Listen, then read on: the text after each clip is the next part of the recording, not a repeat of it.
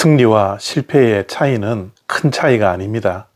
승리라는 것은 자신의 한계를 넘어서는 것이고, 실패는 그 한계에 부딪혀 주저앉아 버리는 것입니다. 오늘 본문 말씀에는 예수님과 베드로가 나오는데요. 예수님은 한계를 극복하셔서 승리하셨고, 베드로는 자신이 가지고 있는 한계에 부딪혀 넘어져서 실패하고 말았습니다. 요한복음 18장 17절과 25절과 27절 말씀입니다. 문 지키는 여종이 베드로에게 말하되 너도 이 사람의 제자 중 하나가 아니냐 하니 그가 말하되 나는 아니라 하고, 시몬 베드로가 서서 불을 쬐더니 사람들이 묻되 너도 그 제자 중 하나가 아니냐. 베드로가 부인하여 이르되 나는 아니라 하니, 이에 베드로가 또 부인하니 곧 닭이 울더라. 아멘. 베드로가 3번씩이나 예수님을 부인했던 말씀입니다. 예수님께서 잡히시기 전에 베드로는 예수님을 향하여 다른 사람들이 다 떠나도 나는 예수님을 떠나지 않겠다라고 호언장담을 했습니다. 목숨을 버리면서도 예수님과 함께 하겠다라고 호언장담하며 결의를 나타내었죠. 그러나 베드로는 예수님께서 예언하셨던 것처럼 얼마 후에 예수님을 3번씩이나 부인하게 됩니다. 베드로가 예수님을 부인했던 첫 번째 부인하는 장면에는 베드로가 문 지키는 여종 앞에서 부인을 합니다. 정말 별 볼 일 없는 여종 앞에서도 부인하고 마는 베드로의 모습이 안타깝기만 하죠.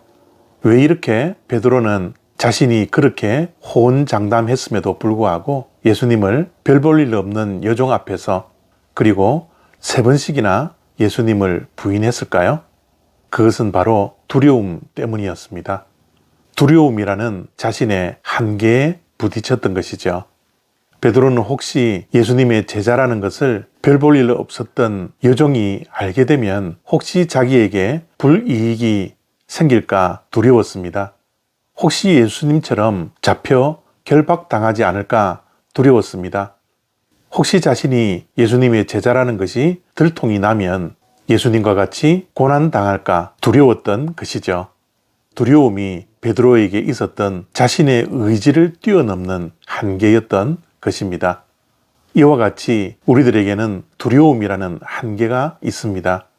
저도 고소공포증이라는 두려움이 있습니다.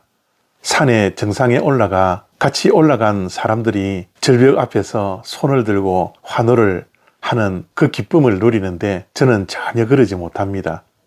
제가 가지고 있는 한계에 부딪혀 그 기쁨을 누리지 못할 때가 많이 있죠.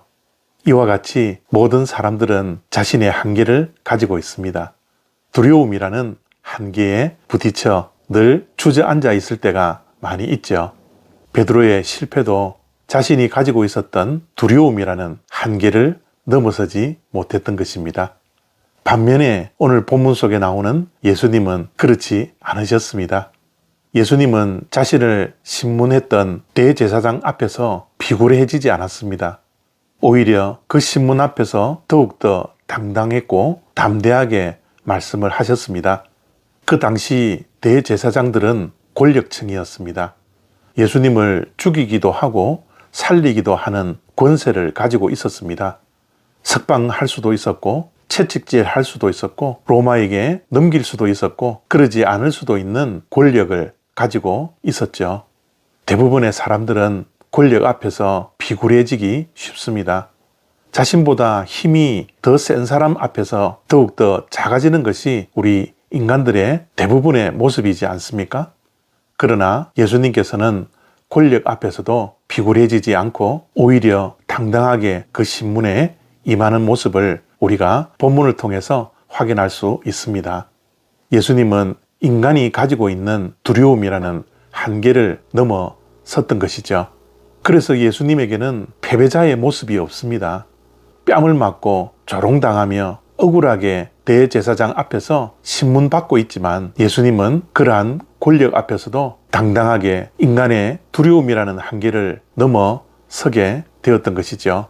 그래서 예수님은 이런 상황 속에서도 패배자의 모습이 아니라 승리자의 모습을 갖고 계시는 것입니다. 어떻게 우리가 두려움을 극복할 수 있습니까? 우리의 한계를 어떻게 넘어설 수 있습니까? 그렇습니다. 우리 자신에게는 그러한 능력이 있지 않습니다. 우리의 능력을 초월하신 하나님께 우리의 시선이 고정될 때 우리는 우리의 한계를 넘어설 수 있고 두려움을 극복할 수 있게 됩니다. 승리와 패배의 차이점은 어떻게 보면 간단합니다. 하나님을 보느냐, 하나님을 보지 않고 자신을 보느냐. 이 시선이 우리를 승리자로 만들 수 있고 패배자로 만들 수 있습니다. 오늘도 우리 자신을 보지 말고 우리가 처해 있는 환경에 매몰되어 있지 말고 눈을 들어 하늘을 우러러보며 하나님을 볼 수 있는 저와 여러분들이 되었으면 좋겠습니다. 하나님을 바라보는 믿음의 시선이 우리를 승리케 합니다. 감사합니다.